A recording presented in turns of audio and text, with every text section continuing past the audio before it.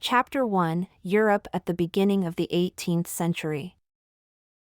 The balance of power, the enlightened governments, commerce in the colonies, the growth of the middle class, the causes of the European Revolution, the settlement of 1713 and 1714, position of the leading European powers in 1715, the Empire, Austria, Prussia, Bavaria, the Palatinate, Hanover, Saxony, Poland, Italy, Spain and Portugal, the north of Europe, the Eastern Question, Sweden and France in 1715.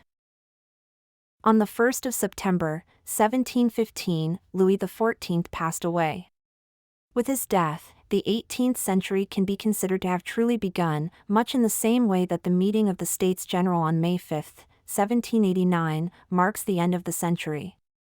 The years from 1715 to 1788 were a period of preparation for the era extending from 1788 to 1815, a time when a revolution not only swept through France but also affected other countries, leading to a significant reconstruction of the map of Europe. The causes of this revolution, which has so profoundly influenced modern Europe, are clearly indicated in the history of the preceding years.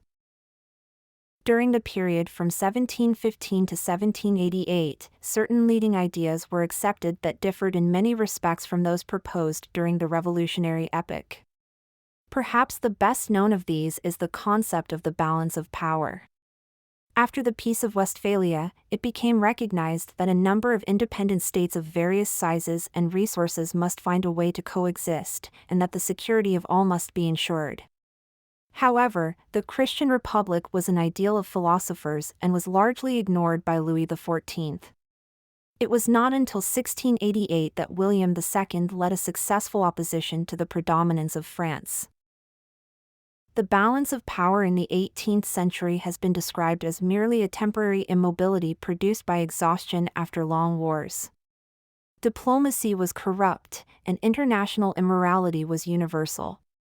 The principles of Frederick the Great and of Catherine II were practiced by other governments which had not the audacity to avow them.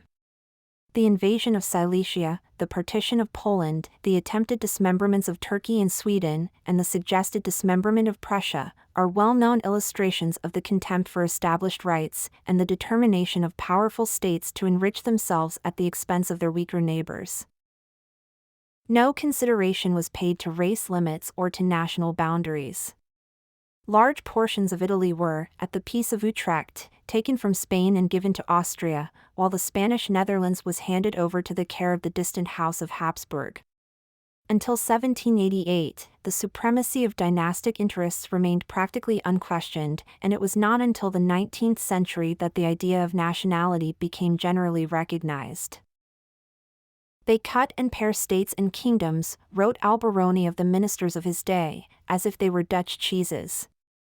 And this statement accurately describes the policy pursued with a brutal consistency by all the great powers from the Treaty of Utrecht to that of Vienna in 1815.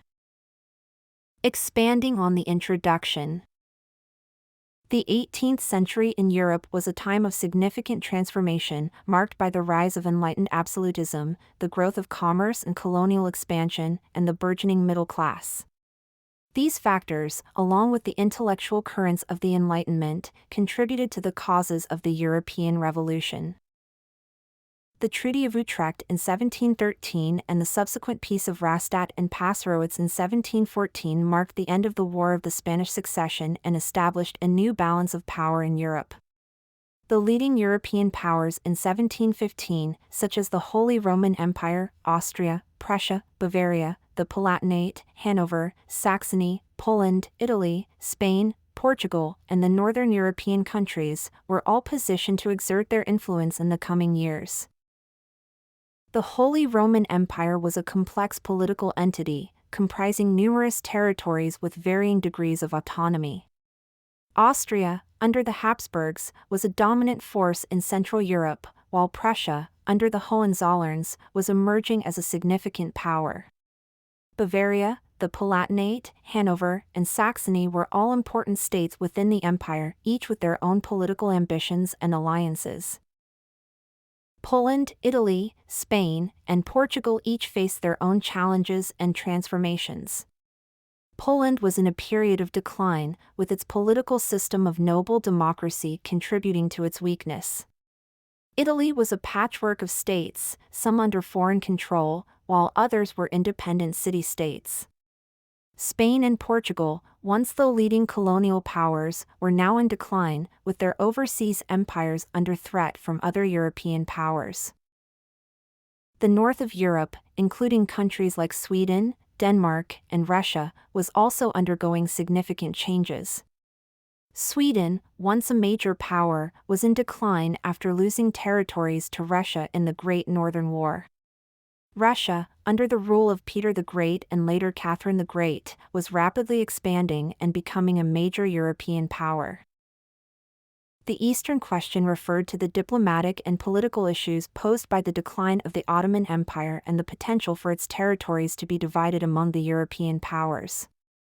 This was a significant issue throughout the 18th century and would play a crucial role in the events leading up to the Napoleonic Wars.